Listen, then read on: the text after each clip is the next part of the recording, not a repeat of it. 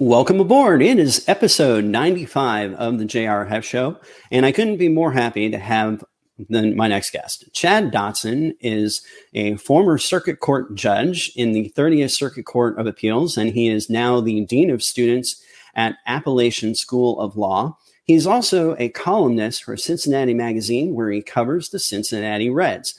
We have a conversation about law, politics, and baseball. And so I am definitely in my element talking to Chad. And we go into the whole Facebook thing too regarding social media, because he and I started blogging way back in 2004, 2005 timeframe. And Facebook came onto the scene while we were still active in social media. So we went and had a little bit of a conversation about that. So great conversation with Chad. I hope you enjoy it. Let's get underway with Chad Dotson.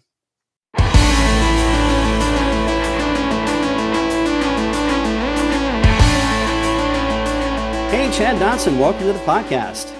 Great to be here. Great to talk to you again. Great to talk to you too. We've known each other for quite some time, going back to, I think, the earliest 2005 is when you and I first came across one another back in the halcyon days of social media when it first began in new media. Yeah, really. The old blogosphere back in the day, as they called it, which is a ridiculous name, but those are some good times. Absolutely.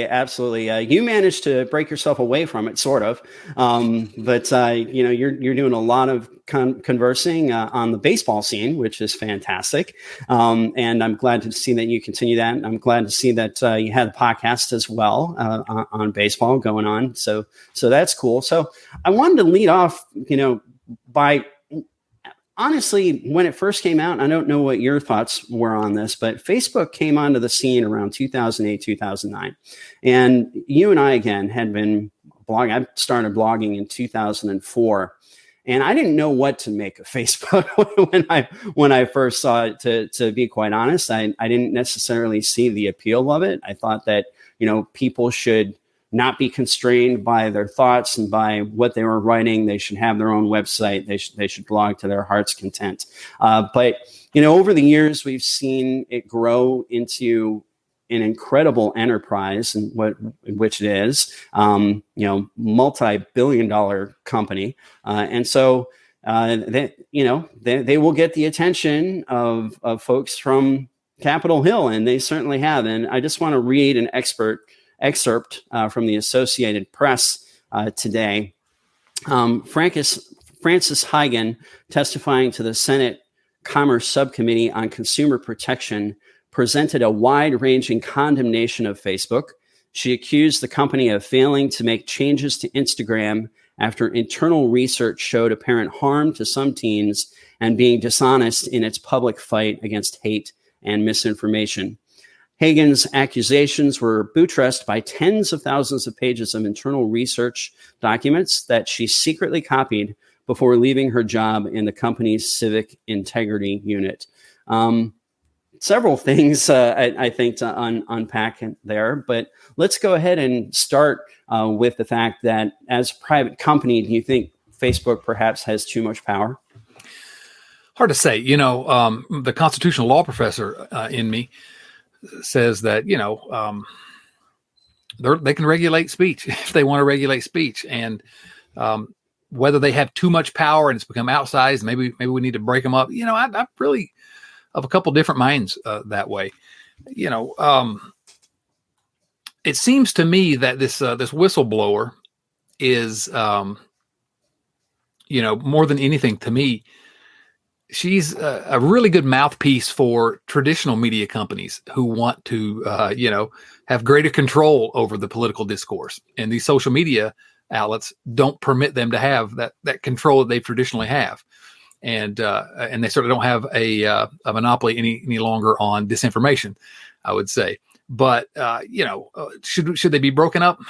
It's hard for me to go that far. But I don't know what the answer is. I think all social media, frankly, is it's helping to bring about some things in this country that are really disturbing to me. But what's the answer? Facebook and Google and Apple. These I think they are threats to the country, them being so big and how in the terms of being a monopoly. But I don't think a lot of the anger that we're seeing towards Facebook is it's more just the media, the mainstream media outlets wanting to be the overseers of it. So it's the way I heard somebody put it earlier today. That's the way I would look at it. Yeah, I think you're right. I think there were some concerns, regarding the kind of speech, though, that is happening on Facebook, and the fact that they do not put controls on it. Do you think Facebook has a responsibility in this public sphere to put limits on speech? I know you said that they potentially do have that right, but do they have the responsibility to do it? I think do they have the legal responsibility? Probably not. Mm-hmm. Do they have a moral and ethical responsibility? I think almost certainly, to me. But again, Google's first, motto was "Don't be evil." I think, and so in a sense, there is some sort of moral responsibility, but I don't see them kind of living up to the ideals of what they can be and should be, because it's like any other corporation in America. Facebook, the bottom line is the bottom line, right? Absolutely. The bottom line is the bottom line. So one of the things I said this in the introduction, you didn't hear it, but one of the things that I mentioned is the fact that you were a judge for 13 years. You were a Commonwealth's attorney. You were the chief deputy Commonwealth's attorney out there in Wise County. You have a long legal career, which began in effectively 1999, right? And so sitting on the what is it, the 30th Circuit Court, correct? Yes. Yeah, for 13 years. You just recently retired from that. However, now you're the Dean of Students at Appalachian School of Law, which is fantastic, and you're a professor out there as well. So you're a great legal mind. And let's not go that far. Come on. Well, no, you're a very talented lawyer, graduating there from Georgetown Law School and getting your bachelor's from UVA.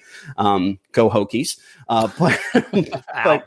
But besides that point, let's talk about your experiences with the law and your experiences on the bench. What was that like for you? What was that honor that you received from the General Assembly, and how seriously did you take that? Well, in terms of, it was an incredible honor, first of all. I'm still kind of can't believe that duty was entrusted to me for so many years. And in terms of how serious I took it, well, I'll tell you, my hair was black when I took the bench, if that tells you anything. It was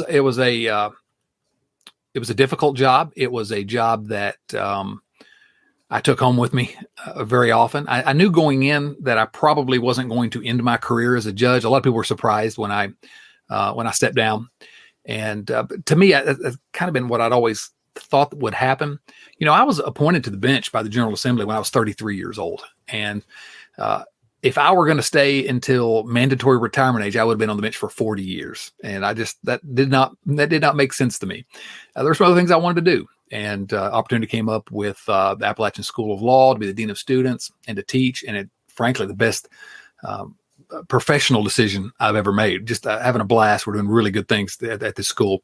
And I'm really amazed with the direction that we're heading. But so, it was 13 and a half years to the day, actually, that I stepped down. And then they were rewarding years in very many ways. And I loved the job most days. A lot of days they were, they were stressful, but that's the job. And I took seriously the duty that was thrust upon me. Well, I say thrust upon me, I asked for it, so I can't really complain. But yeah, and I can't say that I miss it now, but it was not just an honor, but it kind of, I tell people now, it kind of changed the hardwiring in my brain in some ways, and that everything I look at now, as opposed to everybody else in this world in 2021, I feel like, okay, let's hear all the facts. What's the full story before I jump in and give my opinion?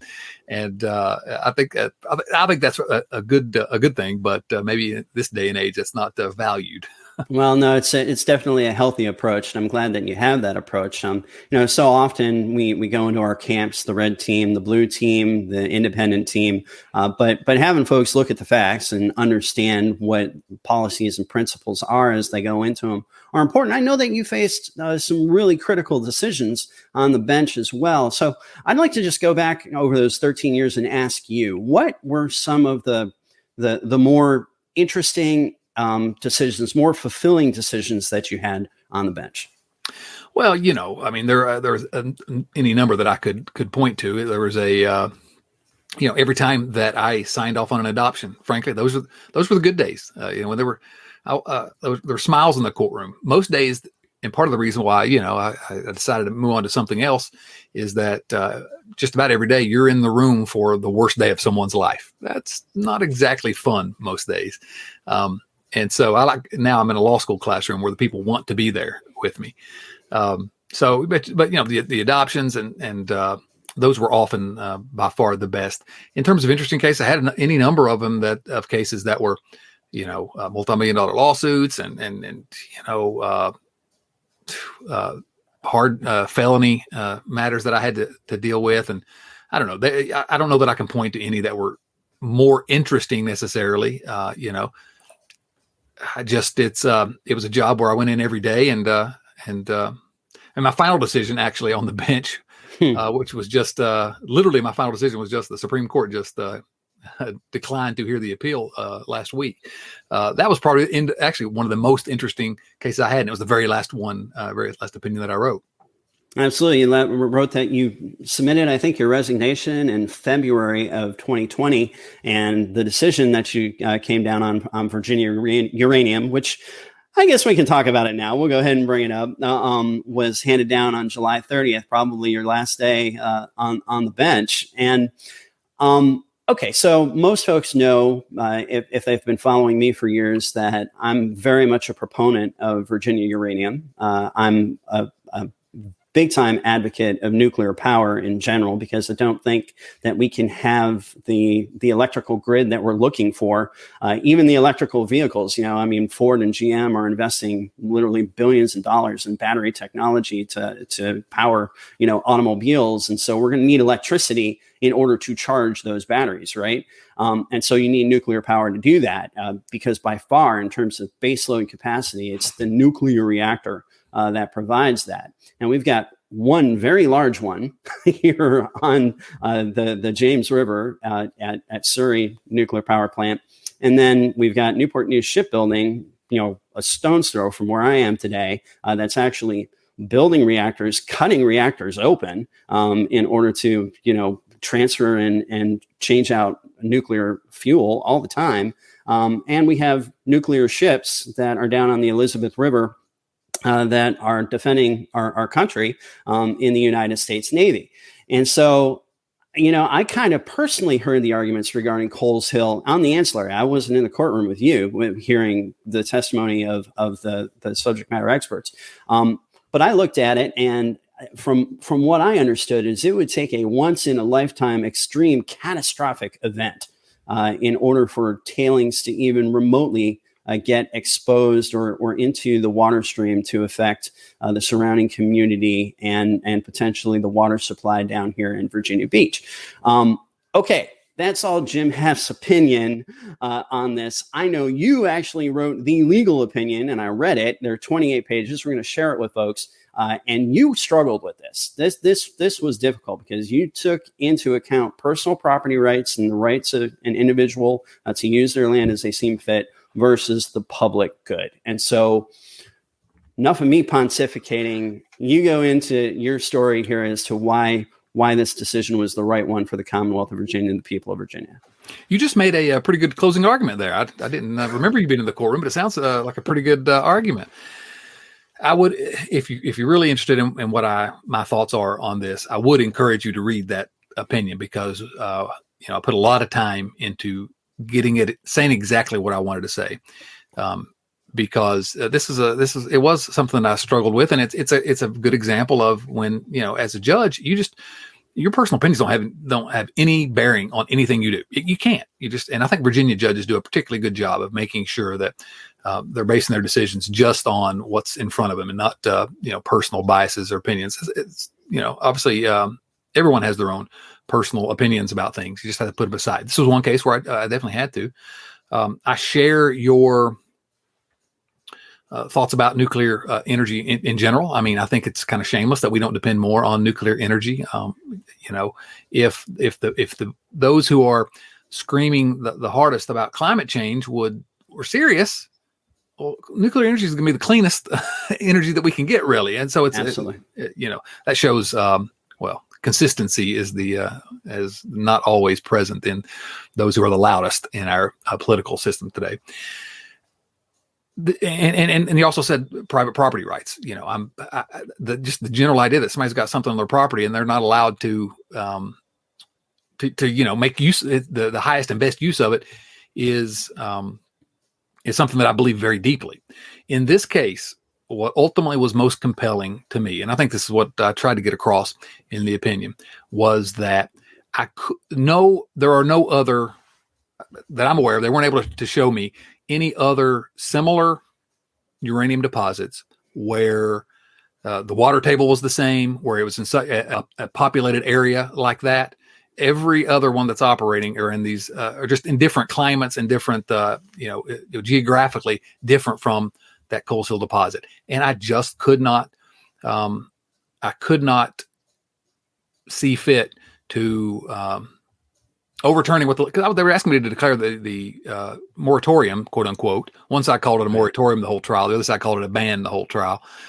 Whatever you want to call it, on mining uranium. They wanted me to declare it unconstitutional, and I just couldn't get there based upon the location and how it was so much different than any other active uranium mine is ultimately what it came down to. But again, that's a very, very simplified description of the ruling. Nobody wants to go read a ruling, but it was one of the longer ones that I wrote. And it literally, as I was walking out the door on my last day, I filed it. Well, it's a really good ruling. It's got some really fantastic insights in it that people, if they want to understand the law, going all the way back to English common law, I thought was just a really good read. I enjoyed it. I also do respect it, Chad. I'm sad in the outcome, but I do understand where you went with it and how you got there. Ultimately, I hold our legislators now accountable for this. We, the people, kind of spoke with the moratorium. And so we, the people, if we really want Virginia uranium to happen here in the Commonwealth, we kind of need to have the legislature act. Ultimately, it needs to be, that's my opinion as well. The legislature needs to take action here instead of trying to punt the ball, somewhere else. And don't hesitate to tell me that you disagree with me. Okay. Half the people that left my courtroom disagreed with me in general. It doesn't hurt my feelings. I'm used to people disagreeing with me. No, it's all good. But there's one thing that I do to talk about people taking unilateral action and kind of doing things on their own. Governor Terry McAuliffe, when he was governor. I remember that guy. I kind of heard of him somewhere once before. I think he's doing something now, too, at least attempting to do something. He by executive order tried to restore arbitrarily restore felons' rights. And a case came up in your courtroom regarding a sex offender who felt like he had all his rights restored to him, including the right to bear arms. And so he wanted a gun. And so this is what you wrote. You said, the court finds very little that would distinguish this matter from the blanket restorations deemed unconstitutional by the Supreme Court in Howell versus McAuliffe. Before this court can review a petition for restoration of firearm rights, the governor is required to engage in an individualized review of petitioner's case/conviction and order a restoration of petitioner's civil rights. Since there is no petition pending before the governor, i.e. the petitioner made no specific request for such individualized review, and no evidence has been presented that the governor considered the individual circumstances of the case, the court is not satisfied that the petitioner's civil rights were properly restored. And that kind of created a situation where folks were wondering, whether or not this blanket fiat executive order that McAuliffe went forward was justifiable or legal. Yeah, I mean, I know it ended up getting kind of picked up, and a lot of hay was made of it. That certainly was not my intent as a judge. When I was a prosecutor or a politician, basically a Commonwealth 30, I wanted to get in the newspaper. As a judge, you never want to be in the newspaper because it's generally not something good. And I wasn't trying to get in the paper. I guess it ended up happening. Yeah, to me, it was another situation where I looked at the text of the Supreme Court's decision in Howell versus McAuliffe, where they'd said these orders were unconstitutional. They came back and tried to do it again. And I was trying to follow what the guidance the Supreme Court gave us. A little surprised that more judges didn't follow that guidance. Maybe that says I was wrong, but I still firmly believe this day that was correct. It required, and I signed plenty of those orders where there was an individualized review before someone's civil rights were returned. And the truth of the matter is, I deeply disagree with, I guess, the way Governor McAuliffe went about it.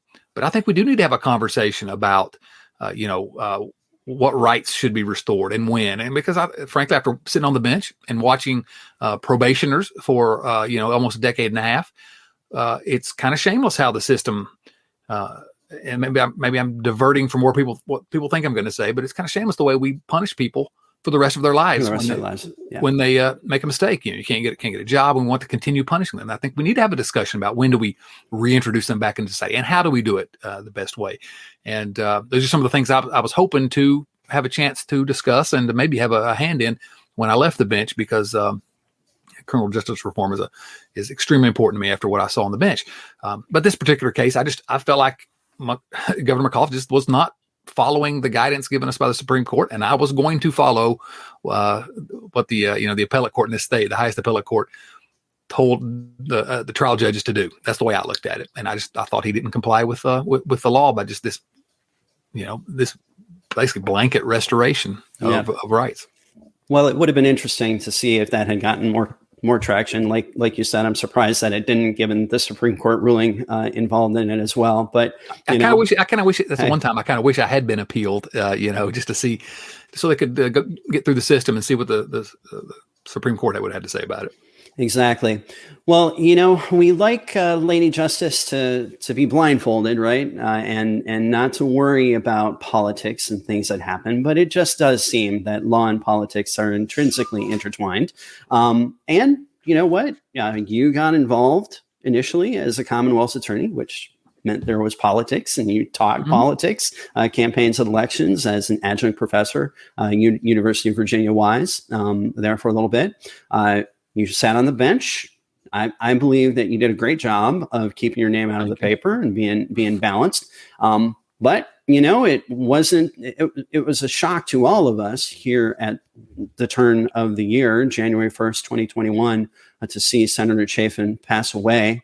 Due to the coronavirus, and that's just tough. That's a difficult thing. He's a friend to so many of us. He was a friend to you, but ultimately, that was when the General Assembly was getting ready to come into session, and at least there was a hope, I think, that the citizens of your district, the 38th, would have had a representative there in the Senate. It's important to be represented, and so in short order, a firehouse primary was declared January 21st, and you waited out of respect for the family until January 13th, and you threw your hat in the ring for state Senate. You didn't end up winning that firehouse primary, but I remember that.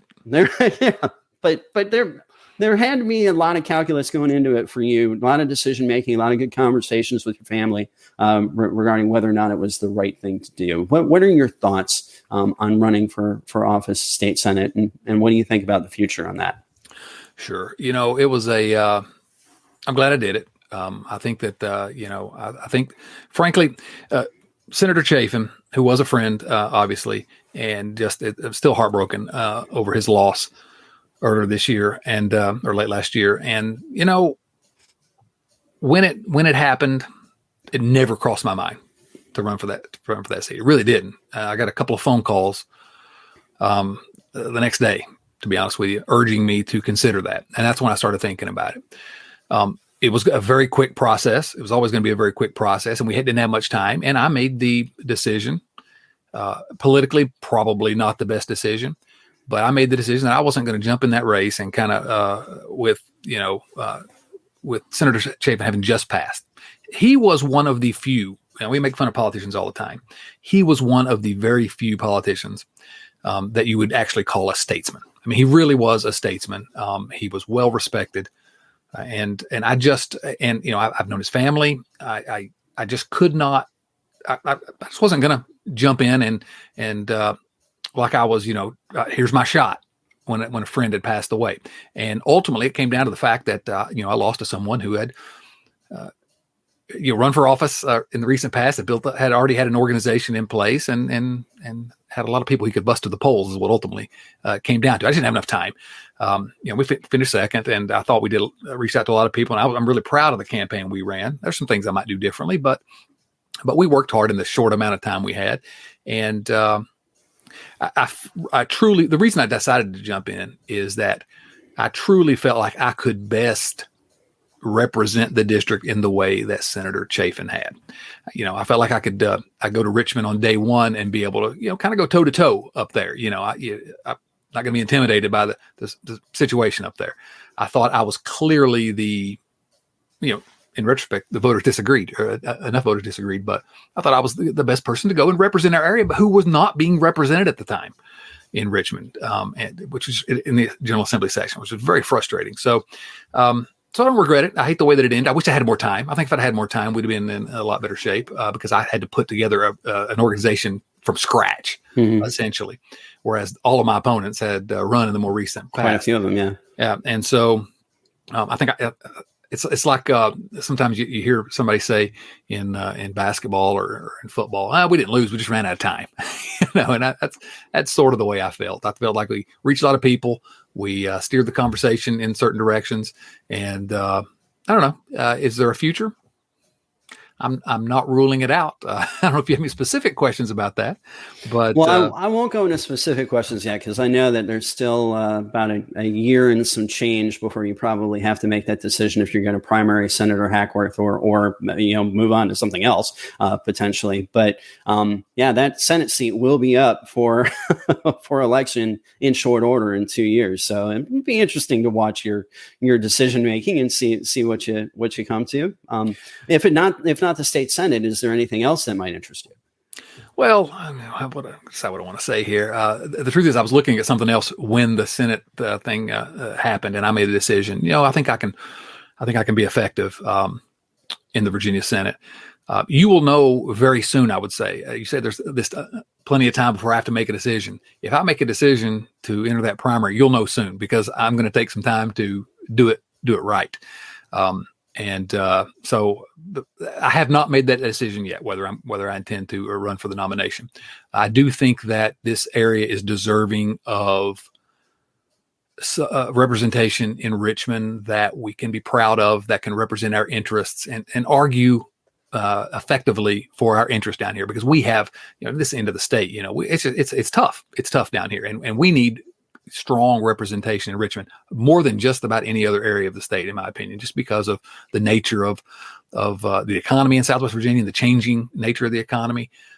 So you'll know really soon whether I'm going to toss my hat back into that particular ring. Well, I saw your responses to a local paper's, or maybe it was TV station's, questionnaire on it, and your thoughts on broadband and your thoughts on the opioid crisis were very well thought out and very well articulated. And so you've clearly thought about the issues. What's facing the folks of Southwest Virginia. And I know that you'd be a great advocate. I followed your career for years, and I know the type of person you are. So if you do run, please let me know. I'm very interested in learning more for sure. And then if you're in the campaign, let's chat. Well, if I get into it, people are going to know in pretty short order. We'll say that. Sounds good here. But the other thing that I've followed and I've been very interested in, and I'm extremely jealous of, to be quite honest, and quite frankly, the only reason I'm jealous is because I haven't started doing it myself. You are a writer for the Cincinnati Magazine, covering the Cincinnati Reds, which is, I don't know how congratulatory I should be here, but I would be trying to write about the Detroit Tigers, so I understand where the passion lies, which is great. What spurred you? Obviously, I mean, my goodness, you were a judge, Commonwealth's attorney, father, involved in the community, doing all sorts of things. Baseball to me has always been like it's a hobby. I enjoy it. I watch it on TV. I listen to it on the radio, etc. But it's kind of like my go-to escape. I don't escape to writing about the ins and outs of baseball. Why is that cathartic for you? Well, the truth of the matter is that, when I became a judge, when I was appointed to the bench, I had been for the last few years, I had been writing quite a bit about politics. I mean, I was, that was sort of my hobby, quote unquote.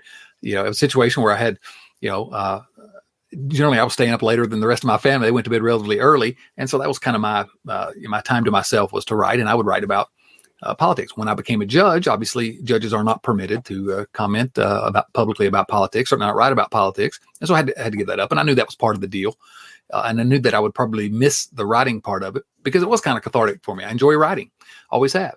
And so I kind of shifted gears and moved into baseball because that was my other big passion, outside of family and plenty of, and the law, but politics and baseball had been kind of my twin passions, I guess. And so I just started writing about them just kind of randomly, and it kind of took off pretty quickly. I started a website, and within a couple of years, I was writing for ESPN.com, and Cincinnati Magazine has been very kind to me for about the last for the last 8 seasons. I've been a weekly columnist writing about the Reds there, and they've been fantastic to me. Let me basically write whatever I want to write, and sometimes that means being critical of the organization because the Reds have been mostly garbage during this time I've been writing about them.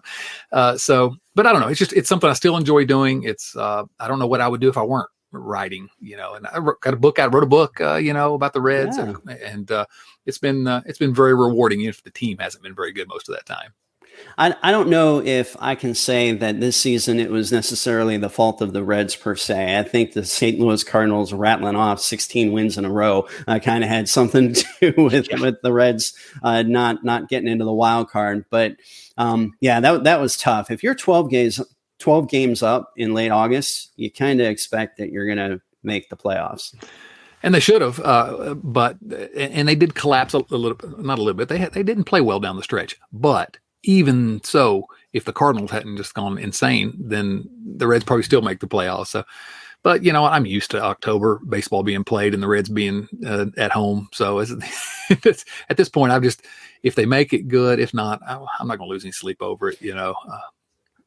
I'd love to go in and prognosticate. So folks know the date that we're actually recording this. It's October 5th. It will publish on October 12th. So we're going to know what happened between the Cardinals and the Dodgers. But Dodgers are a great baseball team, but the St. Louis Cardinals are red hot. In a 1-game series, you never know what's going to happen with that.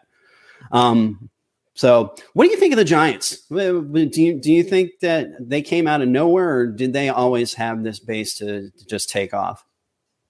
I still am not sure how they are where they are, to be honest with you. I never in a million years would have thought they'd have been able to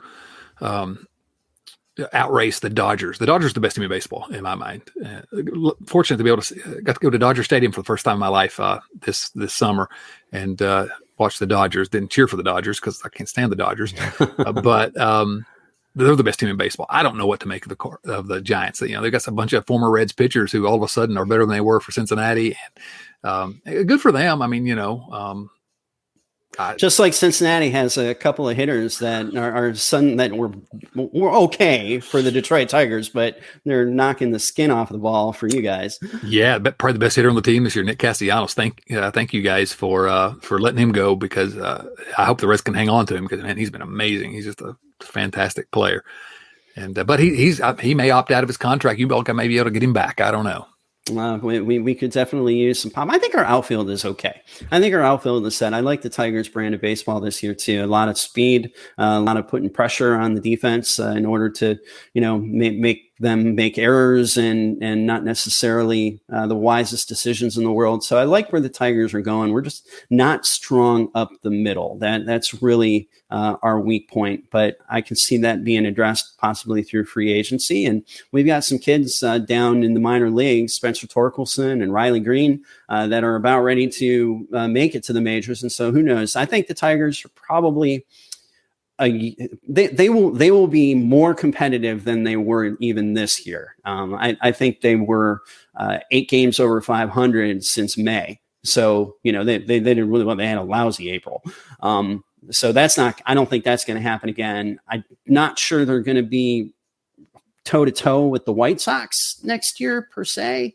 But they'll definitely be more competitive. But if not more competitive or in the wild card next year, they're a year out from doing well for a little bit of time. But instead of talking about the Tigers and the Reds, let's focus again here on October baseball. Who do you think is going to come out of the American League? And obviously you think the Dodgers are probably still going to be strong coming out of the National. Yeah, I'm finding it hard to pick against the Tampa Bay Rays. I love the way that organization. I think they're the best organization in baseball. Frankly, I think that what they're doing with the amount that their ownership will put into the team is crazy. It's just amazing. And so that's where I'm going to go. I'm going to say Dodgers versus the Tampa Bay Rays in the World Series.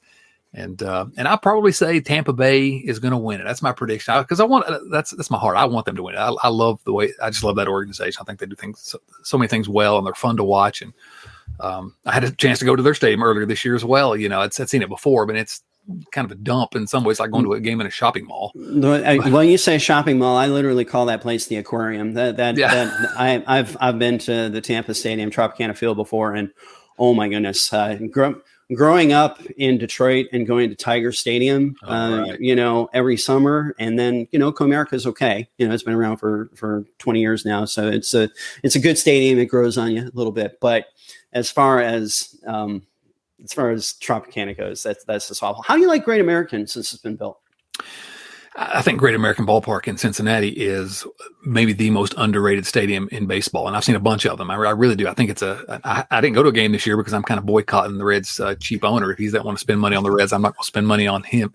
My little personal one-man boycott. But although I was in Cincinnati this weekend, but didn't go to the stadium. Went to a soccer game up there, FC Cincinnati. But the stadium is really, if you've not seen it, you need to give it a shot. It is really, it's really fantastic. And the owner is not a good owner. He's cheap, but he's made some good improvements since he took over the club to the park. It's about the only good thing he's done is improvements to the park. Great game day experience, and I think it's completely underrated. You mentioned Tiger Stadium, by the way. I wanted to mention one of the great regrets of my life because I like going around and seeing as many ballparks as I can. One of my great regrets is the last year of Tiger Stadium.